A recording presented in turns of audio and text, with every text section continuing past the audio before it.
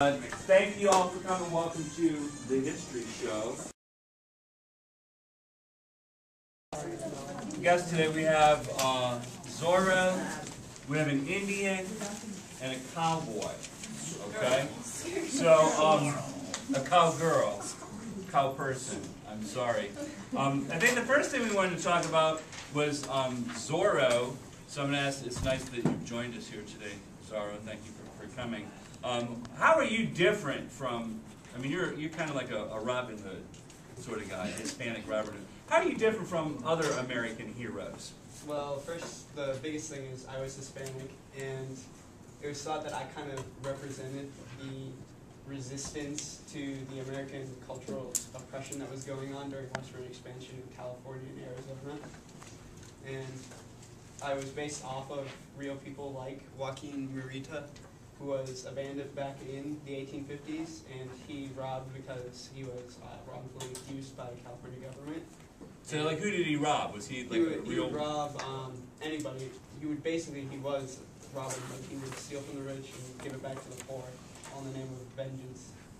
And obviously, rich people didn't like this. Yeah. So there was a big bounty on. There was approximately $6,000 on his head back then, which is a ton of money. Considerable sum. And he was eventually killed by Captain Harry Love and his band of officers. And so how did Harry Love? How did he get to collect his reward? He ended up chopping off his head and putting it in alcohol and bringing it back to people, and he showed it, and that's how he got his reward.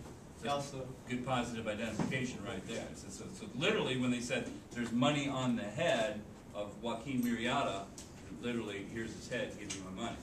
And he got paid, right? Mm-hmm. So, anything else interesting about the head? Joaquin Murrieta.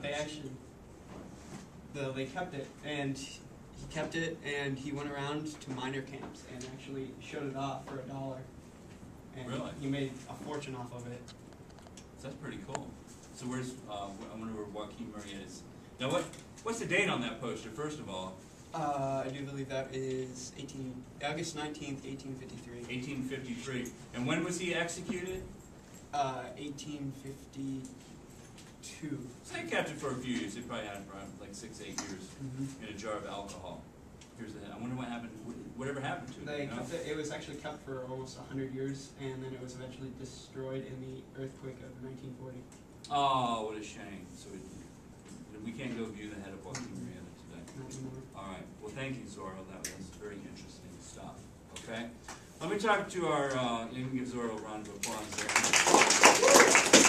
Right, now, obviously, Native Americans. We know that you can't always get like the short end of the deal. What was particularly bad about being a Native American in California? Well, what happened was, a major impact of the Mexican Revolution was there were the California mission systems, and that was where Spanish explorers came over to settle in the New World, and one of their main goals was to convert all the Native Americans to Christianity. Whether they wanted it or not, they're going to welcome to Christianity. Right. And what happened was then there was the downfall, and Spain lost its power. And so what happened was they tried to sell these lands off again because they were all in ruins from the churches. And Native Americans didn't want them because they either couldn't afford them or they just did not know how to take care of them. So what they did was they divided them up and they sold them off to private landowners who were called rancheros. And Native Americans ended up working for the rancheros, which was terrible because they ended up dying from diseases and just being overworked. And a surprising fact is that the death of Native Americans during this time period was actually twice the amount of Southern slaves. Really? So basically, they were brought on as workers, but in a sense, they were slaves, and then they died at a fantastic rate.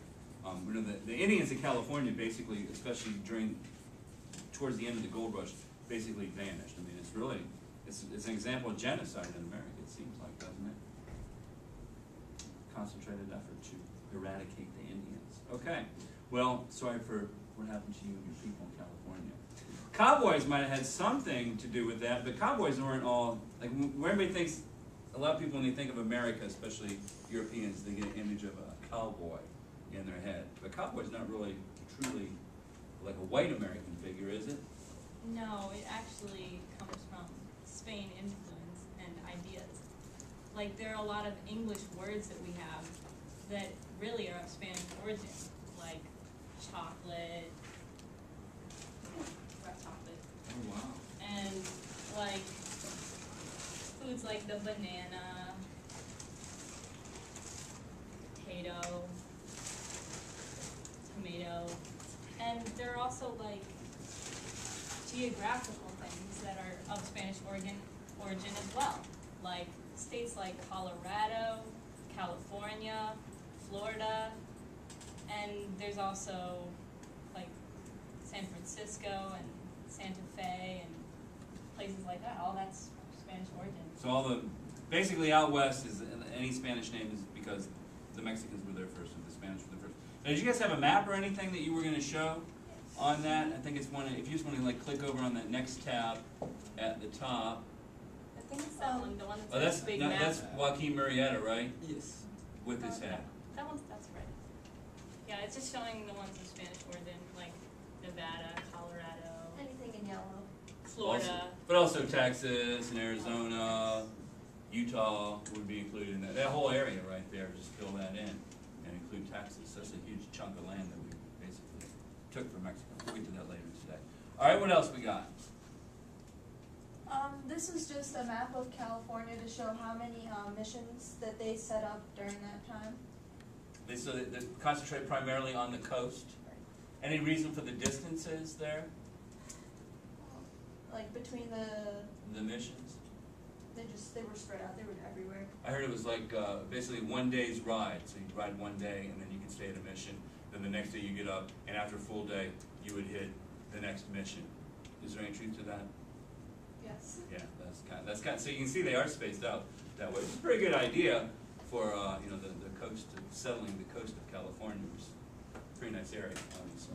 Okay, and finally you had. The last thing was just to show how all the missions now are in ruins, but after a while they did try to start rebuilding them.